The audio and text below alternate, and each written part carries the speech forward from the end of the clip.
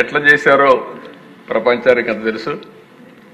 ఆ రోజు మీరు లోపలున్న ఆ రాత్రంతా నాకు నిద్ర లేని పరిస్థితి.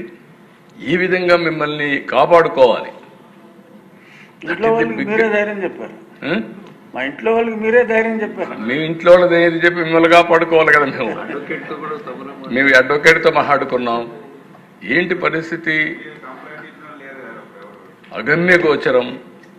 హైకోర్టు, మళ్ళీ ఇక్కడ కోర్టు, సుప్రీంకోర్టు, ప్రతి ఒక్క కోర్టుతో సమన్వయం చేసుకుని ఎట్లా కాపాడుకోవాలో కాపాడుకోవడం కోసం నెక్స్ట్ డే జైలు కూడా పంపించారు కదా మిమ్మల్ని. కొట్టిన తర్వాత కూడా జైలుకి పంపించేసి మళ్ళీ అప్పుడు రాకపోతే ఆ జైల్లోనే ఏదో చేసి అనుకుంటే పెద్ద ప్రయత్నాలు చేసి అక్కడి నుంచే కదా మీకు సాయంత్రానికి మీకు ఆర్డర్స్ తెప్పించి హైదరాబాద్ మిలిటరీ హాస్పిటల్ పంపించి అక్కడ చెక్ చేస్తే మొత్తం వాస్తవాలన్నీ బయటపెట్టి అక్కడి నుంచి మీకు బెయిల్ ఇచ్చే పరిస్థితి, బయట వచ్చే పరిస్థితికి వచ్చారు. అది ఒక భయంకరమైనటువంటి పరిస్థితులు. ఒక్కొక్కరినైతే జేసీ ప్రభాకర్ని 45 సార్లు అరెస్ట్ చేశారు. చింతన ప్రభాకర్ని 15 సార్లు అరెస్ట్ చేశారు. అచ్చెన్నాయుడిని అరెస్ట్ చేశారు. కొల్లు రవీంద్ర, బీసీ జనార్దన్ రెడ్డి, ఉమా, జోళిపాళ అందరినీ. అంటే ఇక్కడ మనం సభ్యులుగా అర్థం చేసుకోవాల్సింది కొన్ని ఇండస్ట్రీస్ కూడా ఒక పక్క రాష్ట్రంలో మీ మీద కడాన మీరు చూస్తే ఎంత భయంకరంగా జరిగాయంటే రాజధాని అమరావతి రైతులు మహిళా రైతులు ఎన్ని అసభ్యకరమైన కేసుల దేశ కడాన డ్రోన్స్ ఎగరేశారు వాళ్ళ బాత్రూముల పైన. దానికంటే భయంకరమైన సంఘటన ఒకటి ఉండదు. అలాంటి సంఘటనలు చూసాం.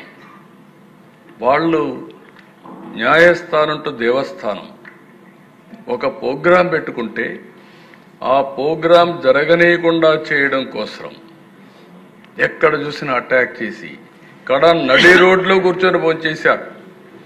చిన్న చిన్న సత్రాలు కానీ కమ్యూనిటీ హాల్స్ కానీ మ్యారేజ్ హాల్స్ ఇవ్వకపోతే రోడ్డు మీద మట్టిలో కూర్చొని భోంచేసిన సందర్భాలు అవన్నీ.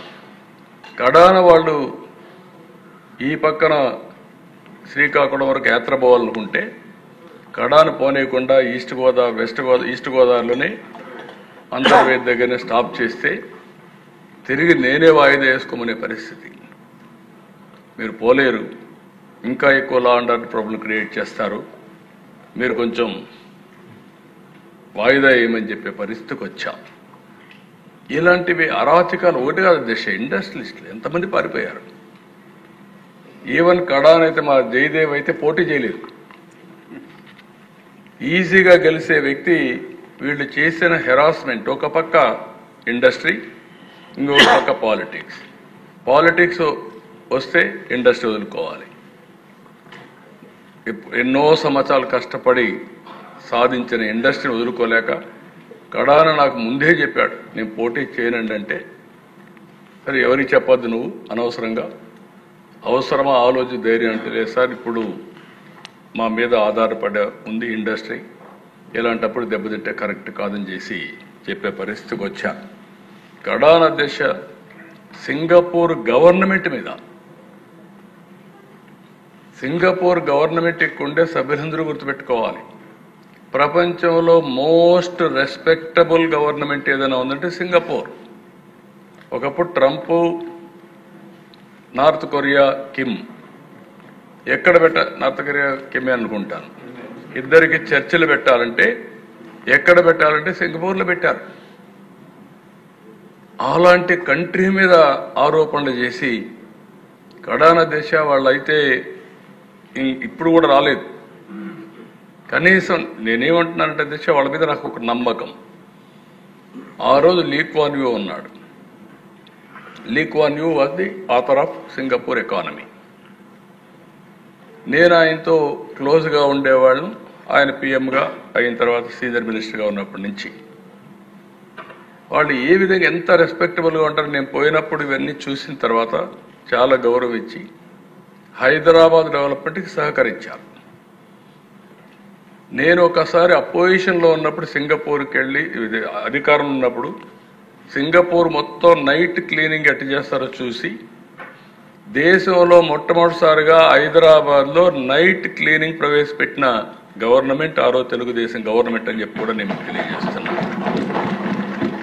ఆయన ఎవరైనా పోతే ఆ దేశానికి ఎప్పుడన్నా కలిస్తే, నేను ప్రపంచంలో చాలా దేశాలు మా దగ్గరికి వస్తారు, వాళ్ళు వచ్చి ఇక్కడ షాపింగ్, ముస్తఫా షాపింగ్ మాల్ ఉంది, అక్కడ పోయి కొనుక్కుంటారు ఏదైనా వస్తువులు ఇవి, లేకుంటే ఇక్కడ ఈ బ్యూటిఫుల్ టూరిజం స్పాట్స్ ఉన్నాయి, 3-4 రోజులు ఉండిపోతారు. కానీ ఫస్ట్ టైం ఒక రాత్రంతా అధ్యయనం చేసి ఇండియాకి వెళ్ళి నైట్ క్లీనింగ్ ప్రవేశపెట్టిన ముఖ్యమంత్రి అని చెప్పి అందరికీ చెప్పేవాడు దేశాలు. నేను 2014లో ఆలోచించి, ఒకప్పుడు నేను హైదరాబాద్ అభివృద్ధి చేయాలంటే ఫస్ట్ టైం నేను పోయిన దేశం అమెరికాకి వెళ్ళాను టెక్నాలజీ కోసం. 2014కు వచ్చేటకుందికి నేను ఒక మాట చెప్పాను ఎలక్షన్లో, మీరందరూ గుర్తుపెట్టుకోరు. 2014లో రాజధాని లేదు, రాజధాని కడతాం, ఆ రాజధాని సింగపూర్కు సమానంగా ఉంటుందని నేను చెప్పాను. నన్ను నమ్మారు. ఆ నమ్మకం కోసం నేరుగా సింగపూర్కు పోతే సింగపూర్ గవర్నమెంట్ నేను చెప్పిన మాట పైన నమ్మి ఆ రోజు అధ్యక్ష క్యాబినెట్లో పెట్టి మాస్టర్ ప్లాన్ డీటెయిల్స్ అన్ని ఉచితంగా ఇవ్వడానికి ఆమోదించారంటే ఇది ప్రపంచంలో ఒక చరిత్ర దేశం. నేను ఒకటే అడిగాను, మీరు రిపోర్ట్ అవన్నీ తయారు చేయాలంటే డబ్బుల విషయం కాదు, చాలా సమయం అవుతుంది, నేను టెండర్లకు పోవాలి, ఒక 6 నెలలు సంవత్సరం అవుతుంది, అట్లా కాకుండా మీరు ఏదైనా హెల్ప్ చేయగలిగితే చేయమంటే they made it very clear. Okay, మేము ఆలోచిస్తామని చెప్పి with in 6 months or 8 months one of the best master plan details మనకి ఇచ్చారు అధ్యక్ష ఆ దేశం. అలాంటి దేశం పైన మీరు ఆరోపణలు పెట్టగలిగారంటే, వాళ్ళని కూడా మీరు భయపెట్టగలిగారంటే ఈ ప్రపంచంలో ఎప్పుడు జరగదు అధ్యక్ష. కడాన దేశ పీపీపీలు పవర్ సెక్టర్లో సోలార్, విండ్, ఈరోజు మనందరం చూస్తున్నాం. విండ్ వాడకుండా, పవర్ వాడకుండా 10,000 కోట్ల రూపాయలు, 9,000 కోట్ల రూపాయలు వాళ్ళకు డబ్బులు కట్టాం క్యాపిటల్ కాస్ట్ కింద. ఇవన్నీ కూడా దేశం, మీరు మీ ఆవేశంలో అర్థం ఉంది, మీ బాధల్లో నాకు సానుభూతి ఉంది. ఎందుకంటే నేను కూడా ఫస్ట్ విక్టిమ్ కాబట్టి మీ అందరికంటే ఎక్కువ బాధపడిన వ్యక్తిని. నాకు కూడా దేశ ఆ రోజు ఉండేది. ఎంత భయంకరంగా అంటే బయట మీరు మాట్లాడుకున్నారు, నేను జైల్లో ఉంటే నాకు వచ్చిన వాళ్ళు చెప్పేవాళ్ళు డ్రోన్స్ పైన ఎగరేసేవాళ్ళు. ఎందుకు ఎగరేసారంటే వేరబోటు చూడడానికి అని చెప్పేవాళ్ళు. భయంకరమైన వాతావరణం. అప్పుడే పవన్ కళ్యాణ్ కూడా బయలుదేరి హైదరాబాద్ నుంచి వస్తే రానియకుండా దారంతా అడ్డం పెట్టి ఎక్కడెక్కడో చెప్తే రోడ్డు మీద పడుకొని, తర్వాత బాలకృష్ణ గారు, పవన్ కళ్యాణ్ గారు వచ్చి నన్ను కలిసే పరిస్థితికి వచ్చారు. వీళ్ళు నేను ముందుగానే చూడాలనుకుంటే రానియకపోతే లాస్ట్లోకి వచ్చి జైల్లో చూసే పరిస్థితి వచ్చింది. ఇలాంటి సంఘటనలు ఒకటి కదా దేశం, మర్చిపోలేం. నాకు ఏదైనా కోపం ఉంటే, కక్ష తీర్చుకోవాలంటే ఫస్ట్ డే నేనే అరెస్ట్ చేసి ఉండాలి. మీరు గుర్తుపెట్టుకోవాలి, నాది కక్ష రాజకీయం కాదు. మళ్ళీ చెప్తున్నా. అంటే మీరు అనుకోవచ్చు మీరేమైనా భయపడతారేమో అని, కాదు, ఆ విషయం కూడా చెప్తున్నా. బాధ్యత కలిగిన నాయకుడిని కాబట్టి 4వసారి మళ్ళీ ప్రజలు ముఖ్యమంత్రిగా ఎన్నుకున్నారంటే మనం ఆలోచించుకోవాల్సిన అవసరం. నిన్నే బ్రహ్మోత్సవాలకు వెళ్ళాను. ఓసారి మనం కూడా మనుషులం కాబట్టి ఆలోచిస్తూ ఉంటాం. 2003 తిరుపతిలో సిమ్స్లో నేను ప్రాణదానం కార్యక్రమం స్టార్ట్ చేశాను. ఇప్పుడు దానికి ఒక 688 కోట్లు కార్పస్ కూడా వచ్చింది. అది స్టార్ట్ చేసి నేరుగా బయలుదేరి పట్టు వస్త్రాలు దేవుడికి సమర్పించాలి, ప్రభుత్వ లాంఛనాలు. ఎగ్జాక్ట్గా అలిపిరి, ఇప్పుడుండే అలిపిరి గేట్ ఏదైతే ఉందో అక్కడ, అప్పుడు నేరో రోడ్డు. అదే అక్కడ పోయినాక నా కారుకి యాక్సిడెంట్. ఐ థాట్, నాకు తెలియదు, నేను 3 ఎమ్మెల్యేలు, రాజశేఖర్ రెడ్డి, గోపాలకృష్ణారెడ్డి, కృష్ణమూర్తి. నేరుగా అప్పుడు టీవీలు కూడా లేవు, ఒక్క జెమినీ టీవీ ఉంది. నేను లేచాను, నాకు మళ్ళీ చూసుకున్న తర్వాత లేచాను, నేరుగా నేనే నడుచుకుంటూ పోయి అంబులెన్స్లో పడుకున్నాను. అక్కడికి సిమ్స్ హాస్పిటల్కి 5 minutes.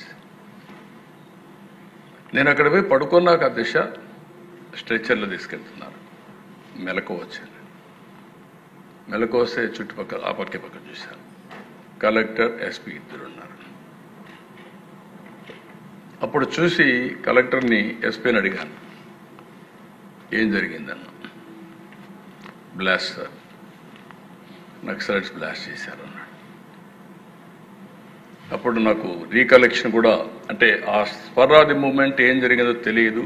ఎందుకు తెలియదు అని అడిగితే డాక్టర్లు చెప్పినటువంటి అడ్వైస్, ఒక్కొక్కసారి మైండ్ ఆ నిమిషం బ్లాక్ అవుతుంది, బ్లాక్ కాకపోతే అక్కడి నుంచి ప్రాబ్లం వస్తుంది కాబట్టి బ్లాక్ అయి మళ్ళా రిలీజ్ చేస్తుందని చెప్పే పరిస్థితికి వచ్చారు. అలాంటి సంఘటనలో 23 క్లేమోర్ మైన్స్ బ్లాస్ట్ చేస్తే నేను బయటపడ్డానంటే నిన్న మీరు అన్నారు ఇందాక ఏదో గట్టిగా అడిగితే ఈయన వచ్చాడు మళ్ళీ కలవడానికి, లేకపోతే ఏదో సినిమాటోగ్రఫీ మినిస్టర్ కలవమన్నారు అని. ఏంటంటే అండి అవి మిగతాను ఓకే, అవమానించడం ఆయన ఓకే, ఏదో ఆయన పెద్ద గట్టిగా చెప్తే ఆయన దిగి వచ్చాడంట కలవడానికి, లేకపోతే సినిమాటోగ్రఫీ మినిస్టర్ కలవమన్నా అంట. మనం కూడా నాకు ఇన్విటేషన్ వచ్చింది ఇక్కడ ఫిల్మ్ డెవలప్మెంట్ ఒక లిస్ట్ తయారు చేయమని. నాది 9వ పేరు వేశారు. అది ఎవరో ఈయన నేను అడిగాను కూడా, దుర్గేష్ గారిని కూడా అడిగాను, గౌరవ సినిమాటోగ్రఫీ మంత్రివర్యులు కూడా అడిగాను నేను, ఎవడో అడిగేసిందని. This is what the respect a human being, even be opposition or us. 9వ పేరు వేశారు. ఇదే అదేదో గట్టిగా ఎవడు అడిగాడు, గట్టిగా అడిగితే పంపించారు లోపలికి, వచ్చాడు ఈడు కలవడానికి. Sorry, I want to clarify this. No, very good, sir. Nonsense. గౌరవనీయ